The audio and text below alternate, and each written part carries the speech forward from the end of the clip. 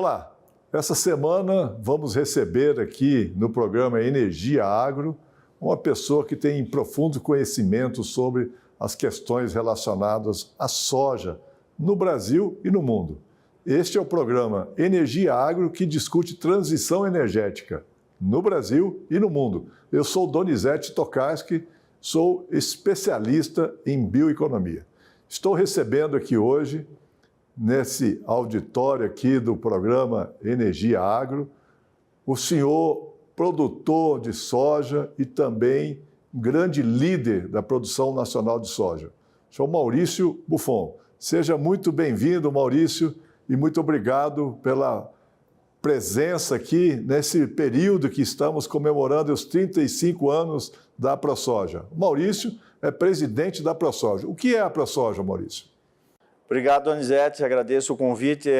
Realmente a ProSoja Brasil, né, é uma entidade aí que defende o produtor, os interesses do produtor de soja do Brasil e vem acompanhando toda essa questão macroeconômica, energia, enfim, tudo que envolve a produção de soja no Brasil e defendendo o setor perante as pautas aí que atinge o produtor. Muito bem, Maurício. Como que está a produção de soja no Brasil em termos de competitividade com os outros países do mundo? A soja brasileira, ela é competitiva? Ela tem agregação de valor na sua cadeia? A tecnologia que nós utilizamos aqui é uma tecnologia bastante eficiente em termos da produtividade, né? Essa rotação de cultura, isso acontece em outros países do mundo ou nós temos um privilégio aqui nessa produção? Olha, o Brasil hoje está muito à frente na questão da produção de soja, aí, olhando o globo, né, olhando o mundo, devido a tudo que vem acontecendo. Primeiro, nós temos a questão própria do plantio direto. Poucos países adotam essa prática, uma prática altamente sustentável. Segundo, nós temos toda uma questão ambiental, que as propriedades hoje de soja têm a sua grande maioria com reservas legais, as APPs, então tem parte das suas propriedades com preservação. Isso também não acontece em outros lugares do mundo. A gente precisa destacar que o único país que tem essas reservas é o Brasil, obrigado por lei, e o produtor adotou isso e hoje faz isso com muito orgulho, né? Fazer essa parte ambiental. E a terceira é a questão da produção. Realmente o Brasil hoje ele não fica devendo tecnologia, investimento, enfim, tudo que se relaciona à produção, o Brasil faz muito bem feito, faz com qualidade, tira mais quilos de soja por hectare, que é a grande parte mundial, e ainda as próprias áreas de soja, depois elas são implementadas uma segunda safra de milho, e algumas ainda fazem parte que fazem depois carne, que faz boi em cima dessas áreas. Então, a diversidade e a tecnologia envolvendo a produção de soja hoje, a tecnologia e a rapidez que o produtor produz, faz as suas atividades a campos, sim, o Brasil está muito bem, né? Precisamos de investimento, precisamos de melhorar alguma questão das legislações, mas o produtor vem fazendo o seu dever de casa, isso nós não temos dúvida. Muito bem. Maurício Buffon, né? Como que podemos agregar mais valor a essa cadeia produtiva da soja no Brasil? O soja, na verdade, vem crescendo, né? A produção de soja vem crescendo. Aí, se nós buscar os últimos números aí dos Qual a últimos 10 expectativa anos, de safra agora para o próximo? Então, é uma grande discussão sobre essa safra, né? Nós imaginamos uma safra aí segundo aí alguns probleminhas que temos no Rio Grande do Sul, parte do Mato Grosso do Sul, mas nós estamos estimando uma produção aí entre 167 a alguma coisa nesse número aí, milhões de toneladas. Então, é um número muito grande de soja, é muita produção, primeiro lugar mundial, né? E é o país que mais exporta também. Só que nós precisamos fazer consumo, né? Nós precisamos que essa soja seja consumida, né? É uma proteína ainda mais barata. A proteína mais barata que se produz no mundo é soja, né? Principalmente para fazer a cadeia alimentar de carnes, ovos e queijo. Então, os produtos nobres da soja, sem contar os N produtos que faz na parte industrial, que também são feitos com soja, mas os alimentos são prioridade, né? E a segunda opção também é biocombustíveis. Então, o soja hoje tem um papel fundamental aí, até porque é uma safra renovada cada ano, e cada ano tem gerações de divisa também para o país, né? Então, além de fazer todo esse papel de alimentação, traz divisa para dentro do país a todo ano que surge uma nova safra. Ô, Buffon, o Brasil é um grande produtor de soja, é o maior produtor de soja, o maior exportador de soja no mundo, né? E também essa soja, como você disse, que é destinada à produção de biodiesel, destinada à produção de farelo. Por outro lado, o Brasil é um grande importador de diesel. Então, lá no Tocantins, na sua terra, lá no Mato Grosso, utiliza-se diesel fóssil importado, né, para produzir a própria soja. Por outro lado, o Brasil, com essa grande importação de diesel, tem um custo para a sociedade muito grande.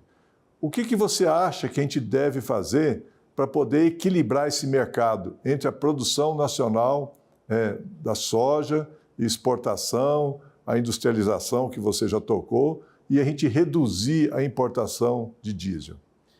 O combustível, principalmente soja, hoje ela é uma grande fonte de energia, né? Tem essa questão de nós fornecer matéria-prima para fazer os biocombustíveis, principalmente o biodiesel, no caso da soja.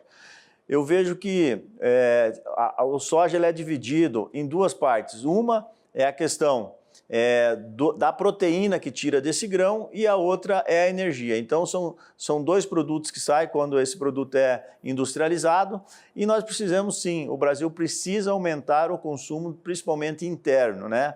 Quando a gente lembra ali, por volta dos anos 2000, existia uma grande quantidade de óleo de soja dentro do país, né? E a parte que se toca aos alimentos, que é a proteína, ela acabava pagando quase que sozinho essa conta do soja, porque não tinha consumo, por exemplo, dos biocombustíveis.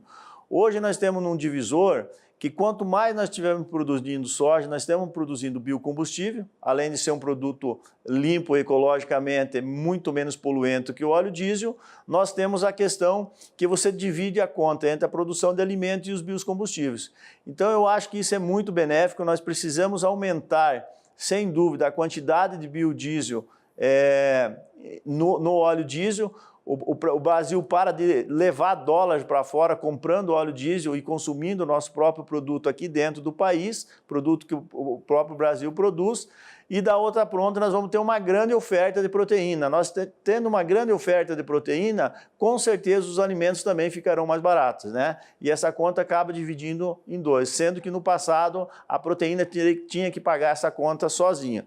Então, há como nós continuar trabalhando, aumentar a produção e também fazer com que esse consumo de biocombustível seja aumentado sem elevar os preços dos alimentos. Eu vejo isso de uma forma que possa até abaratear o preço do alimento pela grande oferta. Agora precisa fazer ajustes, precisa ter regulamentação nesse mercado para as coisas acontecer. É mais uma questão de olhar para essa questão do biocombustível e também para a grande oferta de proteínas que nós vamos ter quanto nós mais tiver biocombustíveis dentro do óleo diesel. E sem contar que da outra ponta nós não estaremos queimando combustível fóssil, e isso também traz um ganho para a sociedade na questão ambiental. Muito bem. Buffon, quais são as grandes demandas que o setor de produção de soja tem em relação a políticas públicas para incentivar e melhorar e qualificar mais ainda essa produção? Por exemplo, a questão de armazenagem é um problema no Brasil? Quais são os gargalos que existem para essa produção ser ainda mais viável? Realmente nós temos grandes problemas com dinheiro, né? Vamos falar assim, com investimentos dentro da agricultura, né? O país ele teve um crescimento muito grande nessa área agrícola, uma expansão muito grande, e os investimentos, principalmente nessa questão da armazenagem, ela não acompanhou porque o produtor está produzindo e às vezes ele optou por aproveitar esse momento em crescer a produção, e a questão da armazenagem não acompanhou no mesmo ritmo, até pela dificuldade de crédito, né? Os governos não têm uma política definida para o armazenamento, e tudo isso leva a essa safra estrangulada, né? Num período aí de 60 dias tem que colher, armazenar ou exportar. Então, isso leva um custo muito alto, um desafio muito grande de custo para fazer isso num período, né? Porque é muito volume de soja, nós estamos falando em praticamente 170 milhões de toneladas, é muita coisa. Então, nós precisamos que tenha investimento, né, nessa questão de armazenamento, porque isso sim vai trazer uma regulação de preço de mercado. Nós vamos tirar grande parte das filas, né, porque tem que ser feito isso em 60, 90 dias no Brasil inteiro. Nós tiramos fila de portos, de caminhão, e a gente faz uma distribuição de tudo isso num período. E sem contar que nós, no mesmo armazém que a gente armazena a soja, acaba armazenando milho e outros produtos também. Você acaba tendo, com a armazenagem, um equilíbrio de preço dentro dos produtos brasileiros, né? Sem o governo precisar fazer, por exemplo, estoques regulatórios, que no nosso ponto de vista isso já foi tentado e não funciona, né? O dinheiro mais bem investido que o governo tem que fazer é em armazenagem, que isso vai equilibrar a oferta interna dentro do país, porque onde tiver armazenagem, os produtos vão estar muito perto do consumidor, e da outra ponta você vai ter uma equalização de preço e tirar essa sazonalidade de frete e que leva o custo do Brasil um custo muito alto para o setor produtivo. Porque a formação de preço, ela é o seguinte, quanto o teu produto custa lá no porto. Essa cadeia para trás que vem voltando, caminhão, armazenagem, tudo quem vem voltar, ou mesmo por trem, quem paga a conta é o produtor, né? Então, a formação de preço dos produtos, principalmente de commodities agrícolas, soja e milho, ela é formada no preço e tudo que custa do porto, tudo que custa para chegar lá no porto, na verdade, é descontado do produtor rural, né? Então, nós precisamos equalizar isso aí e o armazenamento é a melhor forma, eu não tenho dúvida disso. Então, eu posso dizer que armazenar soja é armazenar energia e armazenar alimentos também, proteína, porque você converte o óleo, né, em alimentos e converte o óleo em biodiesel e converte o farelo também em alimentos. Então, armazenar soja em grãos é muito mais barato do que armazenar energia e armazenar o alimento, é isso? Sem dúvida, essa é a grande, porque soja, né, às vezes a população urbana não entende, eu não como soja. Ela está comendo ovos, ela está comendo queijo, ela está comendo carne e isso está sendo feito com soja. E é a maneira mais barata que existe no mundo de fazer esses produtos. Então, toda vez que nós tiver esses produtos armazenados dentro do país e principalmente no interior do país, nós vamos ter uma competitividade muito melhor para esses produtos não poder sair dali, depois tem que voltar em forma de carne, ovos, enfim, isso vai ficando mais caro. E da outra ponta, a questão dos biocombustíveis, que também vai estar próxima, de repente nós não vamos estar mais precisando trazer óleo diesel do outro lado do mundo para vir ser consumido aqui no Brasil. Está aqui dentro de casa mesmo. Muito bem, estamos conversando aqui com o Maurício Buffon, que é o presidente da ProSoja, né, e pelo conhecimento que tem, nós temos que continuar daqui a pouco, logo após o intervalo. Continue conosco.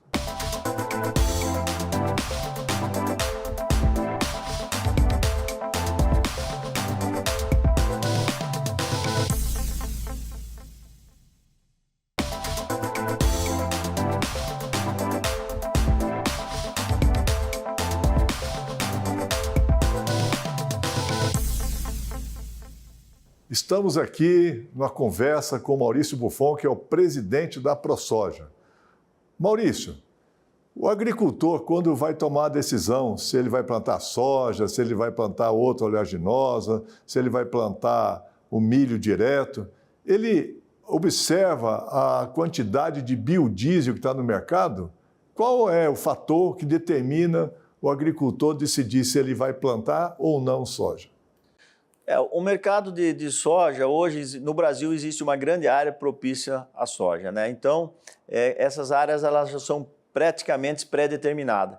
Mas é óbvio que o que determina o que o produtor vai investir na sua propriedade é o mercado, né? Soja, milho, ele é regido por bolsa, né? É mercado livre, então isso aí, conforme a bolsa está com seus preços, né? O produtor sempre, quando ele vai plantar, ele já vende parte da sua produção, pelo menos para cobrir os custos que ele está tendo. Então, na verdade, é um mercado livre, né? Que se define conforme está o preço de bolsa. o combustível ou o que vai acontecer com a soja após a plantação, aí vem as cadeias de indústria que vem dando o ritmo do mercado. Mas é óbvio que quanto mais consumo que nós tivermos de combustível, principalmente de biodiesel, nós vamos ter maior procura por soja e com certeza o produtor também olha esse mercado com bons olhos. Buffon, alguns países da Europa, eles fazem uma colocação dizendo que a soja no Brasil concorre com a produção de alimentos. E a gente ouve também alguns setores aqui no próprio Brasil tentando embutir essa assertiva, dizendo que biocombustível concorre com o alimento. Na sua leitura, isso realmente acontece aqui no Brasil, de biocombustível concorrer com o alimento? Olha, a gente não vê dessa forma, né? São dois produtos que é feito, né? Como eu falei, é feito com soja, as proteínas e a energia. Não tem essa concorrência, inclusive eu acho que eles conseguem dividir os custos de produção para quem está produzindo, ou até dividir o custo da indústria. Para nós, se nós olharmos no geral e analisar, não. Quanto maior o consumo que nós tivermos de biocombustível, nós teremos uma maior oferta de proteína e acaba dividindo essa conta. Nós não vamos ter concorrência entre as duas, nós vamos ter uma diluição de conta e aonde pode, inclusive, baratear os dois lados, tanto os biocombustíveis quanto as proteínas.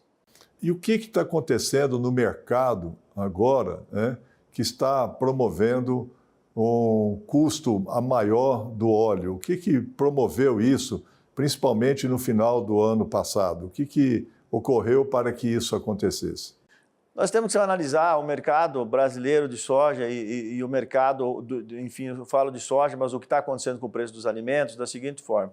O ano passado nós tivemos um grande problema de clima, né? Nós estamos falando hoje de colher uma safra perto de 170 milhões de grãos, de toneladas de grão de soja. O ano passado essa safra foi em torno de 135 a 140 milhões de toneladas.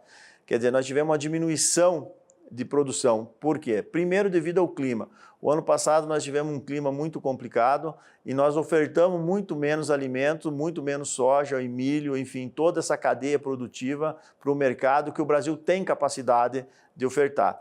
E isso agora, ela não vem no mesmo momento, mas ela foi consumindo os estoques e agora, chegando próximo de uma nova safra, isso trouxe, sem dúvida, uma pressão nos preços do alimento, por essa diminuição de oferta. É o que a gente sempre fala.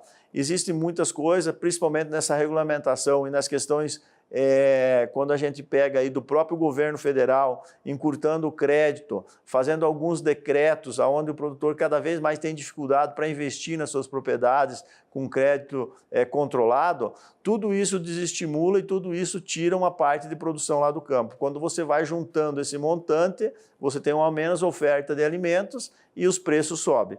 Então, esse é o grande problema do Brasil. Nós precisamos que as coisas andem da forma correta, né? O Brasil que tem toda essa parte ambiental, às vezes o mundo até aponta para nós como, né, somos os vilões do clima, mas nós não somos, né? Eu tenho certeza disso, né? O Brasil que nós usamos 10%, cerca de 9% com o nosso território em plantação, sendo que outros países da Europa, a França, por exemplo, é 60%. Então, você vê a discrepância é muito grande.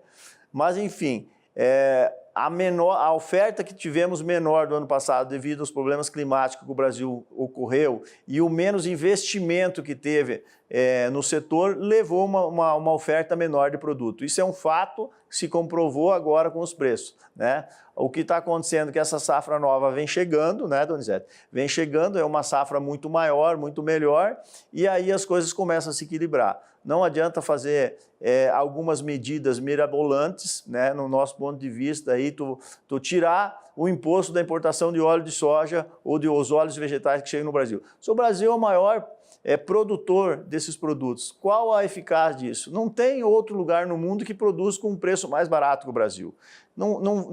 a conta não vai fechar. Então, o que a gente tem que focar é na produção, baixar o custo de produção, né? Ver onde pode o Brasil fazer alguns ajustes para baixar o custo de produção e trazer uma oferta de produto grande. Essa é a chave para nós voltar a ter o equilíbrio nos preços de alimento. Muito bem, Maurício. Agora vamos falar um pouco da ProSoja. A ProSoja representa os produtores de soja em quantos estados do Brasil? Nós temos hoje 16 estados, né, do Brasil, onde se planta soja no Brasil, praticamente os maiores produtores temos a ProSoja, né? Hoje a ProSoja, né, a gente tem a grata satisfação de estar como presidente hoje na ProSoja Brasil, que agora em 25 ela completa 35 anos de existência, né? Uma associação de produtores focada realmente no produtor de soja, e a gente hoje é reconhecido como a entidade que mais defende o produtor rural no setor agrícola, inclusive de todos os outros setores. Né? A nossa associação é a maior associação da América Latina de uma cultura só, então a gente está aí, né, com um desafio imenso de continuar levando o nome dessa ProSoja e deixando ela cada vez maior, porque é o objetivo de a entidade fortalecida e cada vez maior, nós teremos uma representatividade maior e também maior força para defender o produtor rural quando precisa, aí, principalmente nos maiores ataques, que é a questão ambiental, tributária e a questão do fornecimento de alimentos, né? Então, é isso que a gente defende o produtor. Qual que é a expectativa da ProSoja esse ano em relação à legislação? Tem alguma legislação mais específica que vocês estão defendendo dentro do Congresso Nacional? Qual que é o objetivo principal da ProSoja nesse ano 2025? Olha, nós temos a questão da lei da reciprocidade, né? Essa lei que hoje está uma guerra comercial e muitas delas ambiental, mas lá no fundo ela é comercial também, né? Então essa lei a gente está cuidando muito de perto, trabalhando muito para a gente conseguir ter um equilíbrio aí com o resto do mundo, né? O Brasil, como esse grande fornecedor de alimento do mundo, tem outras nações que se preocupam, você tira a competitividade deles, né? O nosso soja, ou o nosso frango, que frango é soja, né? E milho, ele chega em em qualquer parte do mundo muito mais barato que produtos, por exemplo, produzido lá na Europa. E isso incomoda, né, o mercado mundial, os grandes países, né, principalmente as grandes economias mundiais. Então, essa lei da reciprocidade é para a gente conseguir trazer um equilíbrio, né, nesse mercado onde o Brasil precisa se posicionar bem, né? Nós temos uma consciência total na questão ambiental, principalmente na questão da sustentabilidade ambiental. A gente não tem dúvida que o produtor está cuidando, fazendo o dever de casa, a gente tem que sempre lembrar disso, mas nós temos espaço para crescer, o Brasil tem espaço para crescer, né? Todo ano entrando uma boa safra, o Brasil traz divisas para dentro do país, fornece alimento para a sua população e ainda consegue vender para fora para equilibrar a balança comercial. E esse é o ponto que as pessoas, às vezes, o público urbano, né, quando o Brasil é atacado lá fora, por exemplo, né, um país que ataca muito o Brasil, a França, não é mais nada que essa guerra comercial que o Brasil faz com muito bem feito o dever de casa, mas eles perdendo o mercado lá, eles acabam nos atacando aqui, principalmente usando a questão ambiental. Maurício, se você pudesse fazer aqui um resumo, né, de uma proposta para o governo nesse momento que discute a questão da redução do preço dos alimentos, algumas coisas você já até abordou aqui, qual que seria, assim, as propostas que você apresentaria ao governo para reduzir o custo da produção de alimento no Brasil de uma maneira resumida? Nós temos que lembrar que assim, nós não vamos conseguir fazer uma proposta para o governo e amanhã o cara chega lá no supermercado e vai ter o preço mais barato. Isso é uma coisa que acontece, no mínimo, com uma safra, mas num período aí de 4, 5, 6 anos. Só que o Brasil tem que fazer o dever de casa. E o dever de casa do Brasil é fazer a questão dos investimentos na agricultura, né? Não tem jeito se não fazer o investimento em todas as áreas da agricultura. A armazenagem, eu vejo que é um ponto definitivo para o Brasil, porque você consegue equilibrar preço de custo e equilibrar oferta. Você trabalha as duas pontas na armazenagem, né? Porque quando você tem o armazenamento lá dentro das propriedades, no interior do Brasil, você equilibra a oferta daquela região, você acaba fazendo isso como um todo. E o Brasil, como um grande produtor de alimento em toda parte do país, o Brasil tem alimento sendo produzido em todas as áreas, em toda parte do país, ele vai ter, né? Eu falo em armazenagem, mas eu estou falando em todas as cadeias de armazenagem, né? Seja de fruta, seja de... Para você ver um exemplo que eu dou, até hoje, por exemplo, o produtor que produz fruta e que quer ter uma câmara fria para ele poder guardar essa produção, para ele vender com 2 ou 3 meses, ele não consegue porque não tem uma linha de crédito para o produtor fazer uma câmara fria, por exemplo, na sua propriedade. Então, eu acho que a armazenagem é uma coisa definitiva, nós precisamos trabalhar essa armazenagem, porque isso estaria o equilíbrio. Mas demora um pouquinho, né? E os investimentos que tem que ser na agricultura, inclusive no plano safra, com investimento de custeio para os produtores produzir cada vez mais. Muito bem. Chegou ao fim nosso programa aqui, Energia Agro. Tivemos hoje uma conversa muito especial com Maurício Buffon, que é o presidente da ProSoja. Continue conosco, nos acompanhe nas redes sociais, no LinkedIn, no Instagram, e faça os seus questionamentos e suas propostas de quem a gente deve entrevistar aqui para trazer cada vez mais o debate da transição energética no Brasil e no mundo. Até mais!